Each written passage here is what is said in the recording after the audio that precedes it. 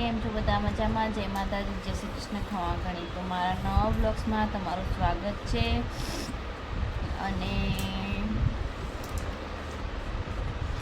આજે હું રજવાડી ડ્રેસ સીવતી હતી, એ બી તમારી જોડે શેર કરું છું. અત્યારે હાલ હું બીજા ડ્રેસની કટિંગ કરું છું, એ બી તમે જોઈ શકો છો. આ ડ્રેસની કટિંગ કરું છું, મતલબ રેડીમેડ છે તો એને માપનો કરવાનો છે, એ હું લઈને બેઠી છું કટિંગ માટે.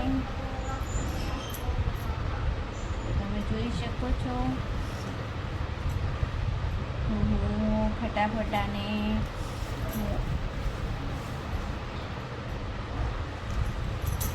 આ છે ડ્રેસ, હું ફટાફટ હવે કટિંગ કરી લઉં.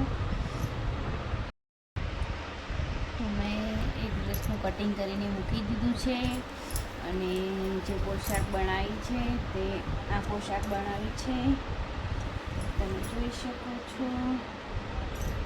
તો અને કસ્ટમરને આપવાની છે આ પોશાક આજે. તો હું એને પેક કરી દઉં. અત્યારે શું લગ્ન સિઝન ચાલે છે, તો આ રીતના અસ્તરવાળી પોશાકની સીવવાની ડિમાન્ડ થોડી વધારે હોય છે.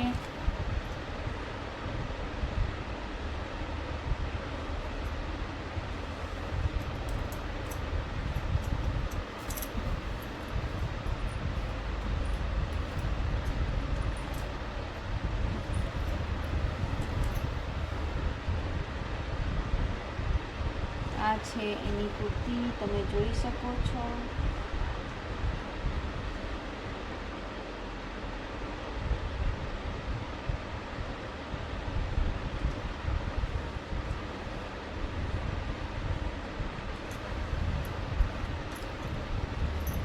અને આ છે એનું કાપડું, તમે જોઈ શકો છો.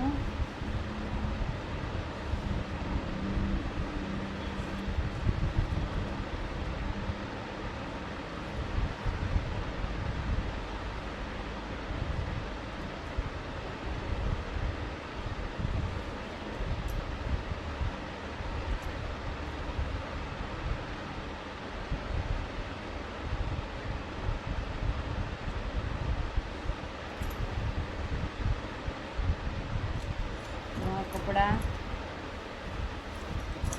હું પેક કરી દઉં, કસ્ટમરને આપવાના છે.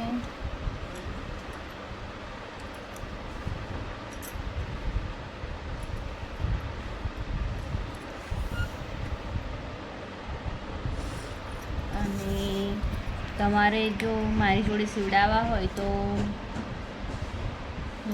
તમે બી મારી જોડે કપડાં સીવડાવી શકો છો. તો મારો કોન્ટેક કરજો. મેં કટિંગ કર્યું હતું તે હું સીવવા બેસી ગઈ છું, તમે જોઈ શકો છો.